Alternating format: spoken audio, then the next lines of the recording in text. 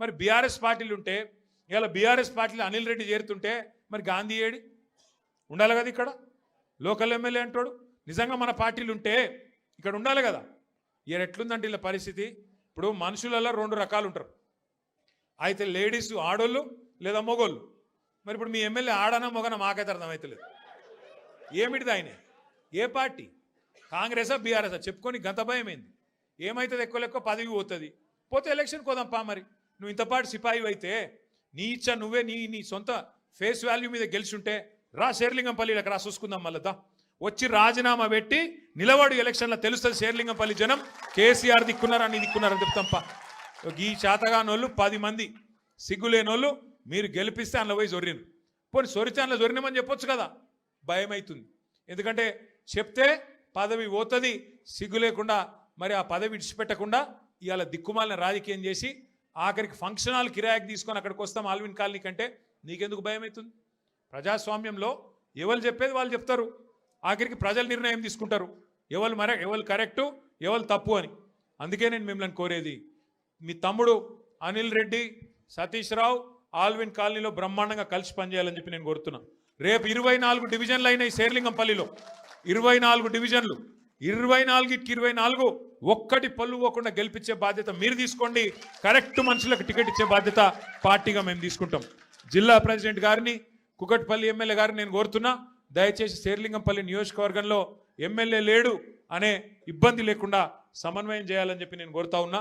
దయచేసి మీరు రాబోయే రోజుల్లో కూడా ఇదే ఐకమత్యాన్ని ప్రదర్శించి చక్కగా ముందుకు పోదాం. ఇప్పుడు అసెంబ్లీ సమావేశాలు వస్తున్నాయి 4 రోజులల్లో, తప్పకుండా శేర్లింగంపల్లికి సంబంధించిన సమస్యలు ఏమైనా ఉంటే మీరు మాకు చెప్పండి. మేము అసెంబ్లీలో కూడా మాట్లాడతాం, శాసన మండలిలో కూడా మాట్లాడతాం, ప్రభుత్వంతో కొట్లాడైనా సరే పని చేయిద్దాం. అట్లాగే రేపు కార్పొరేటర్ ఎలక్షన్లు వచ్చినాక కార్పొరేటర్లు మనోళ్ళే గెలిపించుకుంటే ఎమ్మెల్యే ఏం చేస్తాడు, ఏమవుతుంది ఆయనతో? కార్పొరేషన్ పైసలు చచ్చుకుంటే కార్పొరేటర్ల ద్వారా ఖర్చు పెట్టాల్సి వస్తుంది. ఎమ్మెల్యే దొంగల్లా కలిసిపోయినా మనం మాత్రం గట్టిగా నిలబడదాం, గట్టిగా కొట్లాడదాం, కలిసిమెలిసి ముందుకు నడుద్దాం. ఇక ఈ తెలివితేటలకు కాంగ్రెస్ వాళ్ళు అంటున్నారు, కేసీఆర్ నువ్వు బయటికి రా అన్నారు మొదలు. ఇది కేసీఆర్ గారు పాపం ఆయన పాటికి ఆయన పొలం కాడ పని చేసుకుంటుంటే నువ్వు రా బయటికి అన్నారు. మొన్న వచ్చి ఏం చేసిండు పాపం సారు, ఒక ప్రెస్ మీట్ పెట్టిపోయిండు, మీటింగ్ పెట్టి ప్రెస్కు మాట్లాడిపోయిండు. దానికే ముఖ్యమంత్రికి ముచ్చెమటలు పట్టినాయి, చలిజ్వరం వచ్చింది, దెబ్బకు మరిగా ఇష్టం వచ్చినట్టు ఒర్రుతున్నాడు. ఇప్పుడేమంటున్నాడు, నువ్వు అసెంబ్లీకి రా అంటున్నాడు. బయటికి వస్తే గీడికి వస్తేనే తట్టుకోలేకపోయినావు నువ్వు, అసెంబ్లీకి వస్తే ఆయన గుండాకి సస్తావు, గుండాకి పోతాడు. ముందే ఇంతున్నాడు, ఆయనతో గుండాగిడ్డా అమ్మంటాడు. ఇప్పుడు ఇవాళ రేపు ఎట్లయిపోయిందంటే నిజంగా బాధ అనిపిస్తుంది. నాకు తిట్టాలని లేదు కానీ బాధ అనిపిస్తుంది. ఇప్పుడు మా లీడరు అన్నది పక్కకు పెట్టు, తెలంగాణ తెచ్చిన నాయకుడు అన్నది పక్కకు పెట్టు, 2 సార్లు ప్రజలు గెలిపించిన ముఖ్యమంత్రి అనేది కూడా పక్కకు పెట్టు. మా నాయన కదా, మా నాయన తిడితే కొడుకు రేషం రాదా? ఇక్కడ దాకుంది కోపం, ఇక్కడ దాకుంది, దొరికితే ఎడమకాలు చెప్పు తీసుకొట్టాలని ఉంది. కానీ ఏం చేయాలి, ప్రజాస్వామ్యం. ఎకతక్క మాట్లాడితే మళ్ళీ ఏమంటారు, అగో వీనికి అహంకారం ఉంది రాబోయ్ అంటారు. అహంకారం నాదా ఆయనదా? నేను గుంటూరులో చదువుకున్నా అంటాడు. అరే నేను గుంటూరులో చదువుకుంటే నీకేం వచ్చింది రాబోయ్, నాకు అర్థం కాదు. అప్పుడు ఆంధ్రప్రదేశ్ కలిసి ఉండే, నేను గుంటూరులో చదువుకున్నా, మళ్ళీ హైదరాబాద్లో చదువుకున్నా, పూనాలో చదువుకున్నా, అమెరికాలో చదువుకున్నా, నేను ప్రపంచం అంతా చదువుకున్నా. నీ లెక్క చదువు సందే లేకుండా తిరగలేదు. మీ అమ్మాయి నీకు చక్కగా తోవ చూపెట్టలేదు, నేనేం చేయాలి? దానికి నీ ఏడిపోయింది నా మీద. అవో వీనికి ఇంగ్లీష్ వస్తుంది అంటాడు. అరే నాకు వస్తే నీకేం నొప్పిరా నాయన, నేర్చుకో. నేను హిందీ నేర్చుకున్నా, ఉర్దూ నేర్చుకున్నా, రేపు అవసరమైతే గోర్మాటి భాష నేర్చుకుంటా. నువ్వు నేర్చుకో, నిన్ను ఎవడ నాపిండా, నిన్ను వద్దన్నాడు ఎవడన్నా, నువ్వు నేర్చుకో. దానికి కూడా ఏడిపోయి నా మీద, నేనేం చేసిన? ఇంకొక అంటే నాకు ఎక్కడ గమ్మత్ అనిపిస్తుంది అంటే, నేను ఆంధ్రాకి పోయి ఇంటర్మీడియట్ చదువుకుంటే తప్పట, కానీ ఆయన ఆంధ్రాకి వెళ్ళి అల్లుడిని మాత్రం తెచ్చుకోవచ్చట. అమ్మ ఇది ఎక్కడ కథ రాబోయ్.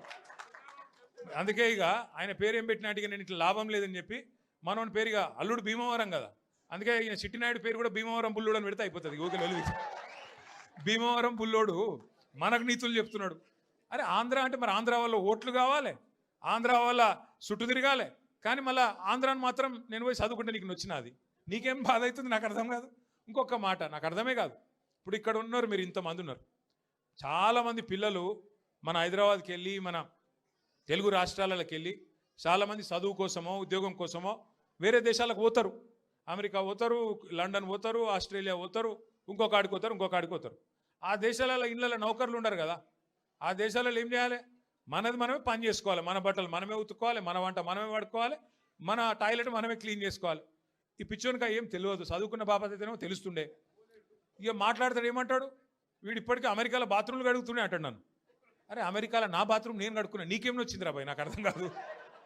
అమెరికాలో ఎవరిది వాళ్ళు చూసుకుంటారు, పని చేసుకుంటే కూడా తప్పేనా? ఎవరి ఇళ్ళలో వాళ్ళు బాసాన్లు తోముకుంటే తప్ప, ఎవరి ఇళ్ళలో వాళ్ళు బట్టలు ఉతుకుంటే తప్ప? అంటే మరి మా ఆడపిల్లలు మీరు అందరు ఉన్నారు, ఇంటి పని అంతా మీరే చేస్తారు, మరి ఇంటి పని మొత్తం మీరు చేస్తారు తప్ప అది? అట్లా మేము కూడా చదువుకున్నప్పుడు అమెరికాలో ఇంట్లో ఎవడుంటాడు మరి? ఎవరి పనాలు చేసుకోవాలి, ఎవరి గిన్నెలాలు దోముకోవాలి, ఎవరి బట్టలాలు ఉతుక్కోవాలి, ఎవరి టాయిలెటాలు క్లీన్ చేసుకోవాలి, తప్పేమున్నది అలా? దాన్ని పట్టుకొని టాయిలెట్లు క్లీన్ చేసేటోడు నీ లెక్క సంచులు మోయలే, నీ లెక్క దొంగ పనులు అయితే నేను చేయలే. ఇంకొక మాట ఏమంటాడు, నేనట మా అయ్య పేరు చెప్పుకొని బతుకుతున్నా అంట. అవు మా అయ్య గొప్పోడు, మా అయ్య తెలంగాణ తెచ్చిన మొగోడు మునగాడు, బరాబర్ చెప్పుకుంటా, తప్పేమున్నది? మా అయ్య పేరు నేను కాబట్టి ఎవడు చెప్పుకుంటాడు, నాకు అర్థం కాదు. మా అయ్య మొగోడు మునగాడు తెలంగాణ తెచ్చినోడు, బరాబర్ చెప్తా. మరి నేనేమంటున్నా, నువ్వు సకట్ పనులు చేస్తే నీ పిల్లలు కూడా నీ పేరు చెప్పుకుంటారు. నువ్వు లుచ్చ పనులు చేసినావు అనుకో, నీ మన్మడు కూడా నీ పేరు చెప్పుడే గాలంగా మన్మని అని చెప్పుకోడు. మంచి పనులు చేయి, నీ పేరు కూడా చెప్పుకుంటారు. నీలాగా దొంగలకు సద్దులు కట్టుడు, బ్యాగులు మోసుడు, వాళ్ళ సంకల్ నాకుడు, ఢిల్లీకి పేమెంట్ కోటాలో పైసలు చంచుడు, గవి మాతో కావు. కొట్లాడతాం, మొగాళ్ళలాగా కొట్లాడతాం, మునగాళ్ళలాగానే బతుకుతాం, తెలంగాణ పౌరుషంతో బతుకుతాం. నీలాగా బతుకం, ఢిల్లీకి గులాముల లెక్క మాత్రం బతుకం. ఢిల్లీకి సంచులు మోసుకుంటా, ఢిల్లీలో పోయి బీజేపీలతో రాసుకొని పోసుకొని తిరుక్కుంటా, జడ్జీల కాళ్ళు పట్టుకుంటా, అయ్యో నన్ను కేసుల లోపల నుక్కకుర్రి అని చెప్పి డైవులు కొట్టుకుంటా, గా బతుకు అవసరం లేదు. బతికిన నాళ్ళు దర్జాగా బతుకుతాం, చచ్చినప్పుడు కూడా రాయలుగా చచ్చిపోతాం. అంతేగాని ఇట్లా చిల్లర పనులు చేయం. మీకు దయచేసి నేను ఒకటే కోరుతున్నా, ఆయన మళ్ళా అంటుండు కేసీఆర్ నట ముఖ్యమంత్రి కానియాడంట. నేను కూడా మీ అందరికి ఒకటే చెప్తున్నా, మీ అందరి దయ ఉంటే, మీ అందరి ఆశీర్వాదం ఉంటే ఖచ్చితంగా కేసీఆర్ సంగతి ఇడిచిపెట్టు, నిన్ను కొడంగల్లో కూడా మళ్ళీ గెలవనీయకుండా చేసే బాధ్యత మాది. నిన్ను కొడంగల్లో మళ్ళీ గెలవనీయకుండా మళ్ళీ అసెంబ్లీకి రానియకుండా చేసే బాధ్యత పార్టీగా మేమందరం, ప్రజలుగా మేమందరం తీసుకుంటాం. నువ్వు మాట్లాడే మాటలు, చేసే రోత పనులు, వాటికి ఇలా ప్రజలు అసహించుకుంటున్నారు, నోట్లో ఉంచుతున్నారు. ఏం మాటలే అవి, ముఖ్యమంత్రి టీవీ పెడితే పిల్లలు ఖరాబ్ అయ్యేటట్టున్నారు నీ భాష ఇంటే అని చెప్పి మొత్తం టీవీలు బంద్ చేస్తున్నారు. గసంటి పరిస్థితి వచ్చింది. ఏం అడిగిండు కేసీఆర్ గారు మొన్న? ఏమయ్యా పాలమూరు ప్రాజెక్ట్ని ఎందుకు పండబెట్టినావని అడిగిండు. ఏమైందయ్యా, 8 నెలలు అయింది, డీటెయిల్డ్ ప్రాజెక్ట్ రిపోర్ట్ కేంద్ర ప్రభుత్వం నరేంద్ర మోడీ వెనుకకు పంపిండు, నీకు సిగ్గులేదా ముఖ్యమంత్రి?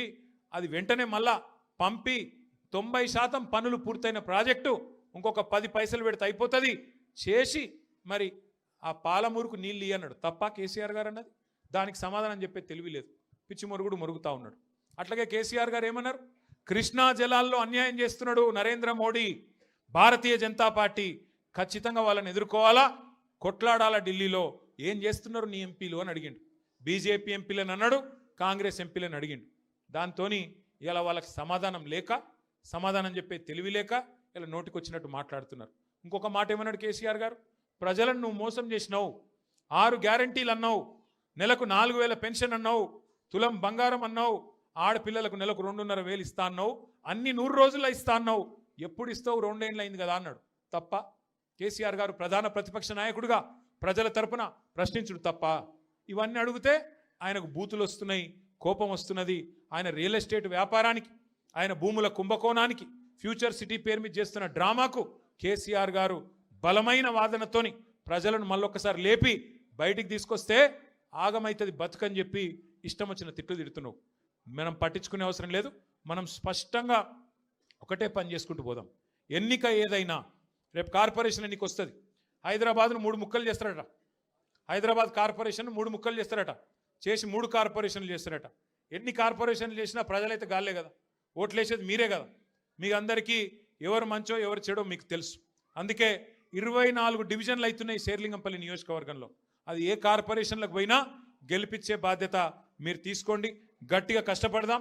ఈ ఒక్క సంవత్సరం 2026 ఒక్కటి గట్టిగా కష్టపడితే ఇక 27లో దాదాపుగా ఎలక్షన్ వాతావరణం రాని వస్తుంది. 3 ఏళ్ళు పూర్తయిపోయినాయి అంటే ఎలక్షన్ వాతావరణం, అసెంబ్లీ ఎలక్షన్ వస్తుంది. మళ్ళీ తిరిగి కేసీఆర్ సార్ను మళ్ళీ తిరిగి తెలంగాణ రాష్ట్రానికి ముఖ్యమంత్రిగా చేసుకునే టైము తొందరలో వస్తుంది. కాబట్టి దయచేసి ఇంతకంటే ఎక్కువ నేను చెప్పను. మీరు చాలా దూరం నుంచి కష్టపడి, నేనే అక్కడికి రావాల్సి ఉండే, ఫిర్ భీ ఆప్ ఇత్తా దూరా హై, हमारे बहनों से भी मैं शुक्रिया अदा करना चाहता हूं। आप इतने दूर आए, आप इतने लोग आए और छोटे छोटे बच्चों को भी साथ लेके आए। मैं आपका तहे दिल से शुक्रिया अदा करता हूं, आपका शुक्रगुजार हूं। और మా ఆడబిడ్డలందరూ కూడా మరి అంత దూరం కించి వచ్చినందుకు థ్యాంక్ యూ।